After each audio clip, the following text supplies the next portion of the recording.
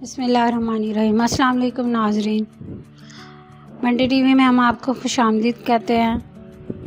آج ہم آپ کو خانہ کعبہ کے بارے میں مزید معلومات دیں گے۔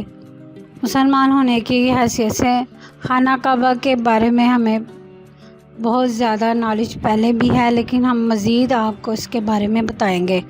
ویڈیو میں آگے بڑھنے سے پہلے ہماری آپ سے گزارش ہے کہ ہمارے چینل کو سبسکرائب کریں اور ساتھ بیل آئیکن کو ضرور پریس کریں۔ کیا آپ جانتے ہیں خانہ کعبہ کے ان 13 حصوں کے نام؟ نمبر 1، حجر اسود۔ یہ خانہ کعبہ کا مشہور و معروف ترین حصہ ہے۔ یہاں سے طواف کی ابتدا ہوتی ہے اور مسلمانوں کے نزدیک اس کا بوسہ سنت ہے۔ بعض حدیث میں یہ جنت کے پتھروں میں سے ہے۔ نمبر 2، خانہ کعبہ کا دروازہ۔ یہ بیت اللہ کی مشرق سمت واقع ہے۔ یہ زمین سے 2 میٹر سے زیادہ بلند ہے۔ اس کی اونچائی 3 میٹر سے زیادہ ہے، جبکہ چوڑائی کم سے کم 2 میٹر ہے۔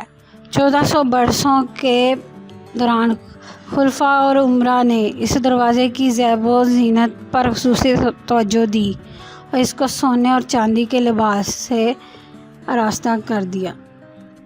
نمبر 3، میزاب۔ اس کو میزاب رحمت کے نام سے پکارا جاتا ہے۔ خانہ کعبہ کی چھت پر گرنے والا پانی اس کے ذریعے حتمے کے اندر گزرتا ہے۔ شاذوان۔ یہ خانہ کعبہ کی نچلی دیوار کے گرد نصب سنگ مرمر ہے۔ یہ بیت اللہ کے دروازے کے سوا کعبے کی تمام سمتوں میں موجود ہے۔ حجر اسماعیل۔ خانہ کعبہ سے علیحدہ ہو جانے کے سبب یہ حصہ حتیم کہلاتا ہے۔ قریش نے خانہ کعبہ کی تعمیر نو کی تو اس حصے کو چھوڑ دیا تھا، کیونکہ وہ اس بات کی خواہش رکھتے تھے کہ تعمیر پاک مال سے ہونا چاہیے۔ نمبر 6، ملتزم۔ طواف کرنے والوں کے اس جگہ پر التزام کے سبب یہ ملتزم کہلاتا ہے۔ ماضی میں بعض قصور وار اور مجرم اپنی قتل سے فرار اختیار کر کے یہاں آ جاتے تھے۔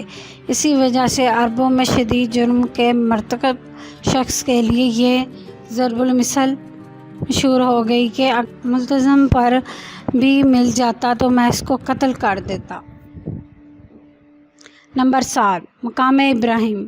بعض لوگوں کا کہنا ہے کہ یہ خانہ کعبہ کا حصہ ہے، تاہم علیحدہ ہو گیا ہے۔ اس میں ایک چٹان ہے جس میں پاؤں کے نشان نقش ہیں۔ یہ سیدنا ابراہیم علیہ السلام کے پاؤں کی جانب اشارہ کرتے ہیں، جب اللہ رب العزت نے ان کو حکم دیا کہ وہ لوگوں کو حج کی اجازت دیں۔ نمبر 8، رکن حجر اسود۔ یہ کونا خانہ کعبہ کے اوپر سے نیچے تک پھیلا ہوا ہے۔ اس میں حجر اسود نصب ہے۔ یہاں سے طواف شروع کیا جاتا ہے، اسی وجہ سے یہ خانہ کعبہ کے اہم کونوں میں سے ہے۔ نمبر 9، رکن یمانی۔ یہ کونا خانہ کعبہ کے دائیں جانب واقع ہے، اسی وجہ سے یمن سے یمانی مشہور ہے۔ رکن شامی۔ یہ کونا شام کی رخ سمت ہے، لہذا اس نام سے مشہور ہے۔ نمبر 11، رکن عراقی۔ یہ کونا عراق کی سمت ہے۔ پرانے وقتوں میں حج کے راستوں کے نام ان ملکوں کے ناموں پر پڑ جاتے تھے جہاں سے حجاج آ رہے ہوتے۔ اس زمانے سے ہی یہ کونے مختلف ملکوں کے نام سے مرسوم ہو گئے۔ نمبر 12، کعبہ کا غلاف۔ یہ خانہ کعبہ کا مشہور ترین جز ہے، جو کہ ظاہر میں نمایاں ترین نظر آتا ہے۔ سب سے پہلے کعبہ کو یمن کی تبعی قوم نے غلاف بنایا، اس کے بعد بادشاہ اور فرمان روا اس پر عمل پیرا رہے۔ رسول اللہ صلی اللہ علیہ وآلہ وسلم نے بیت اللہ پر سفید غلاف چڑھایا، جبکہ اسلام سے قبل یہ سرخ رنگ کا ہوتا تھا۔ بعد ازاں یہ سبز رنگ میں منتقل ہوا اور آخر میں سیاہ، جو ابھی تک باقی ہے۔ برے نمبر 13 برے سانگے مرمر کی پٹی. یہ حجر اسود کے کونے کی سمت سے زمین پر کھینچی گئی ہے. ایک لکیر ہے جو طواف کی ابتدا اور اختتام کی علامت ہے. تو ناظرین، ہم نے آپ کے ساتھ یہ دلچسپ معلومات شیئر کی. مزید اچھی ویڈیوز کے لیے ہمارے چینل کو سبسکرائب کریں اور لائک کریں. ویڈیو دیکھنے کا شکریہ. اللہ حافظ.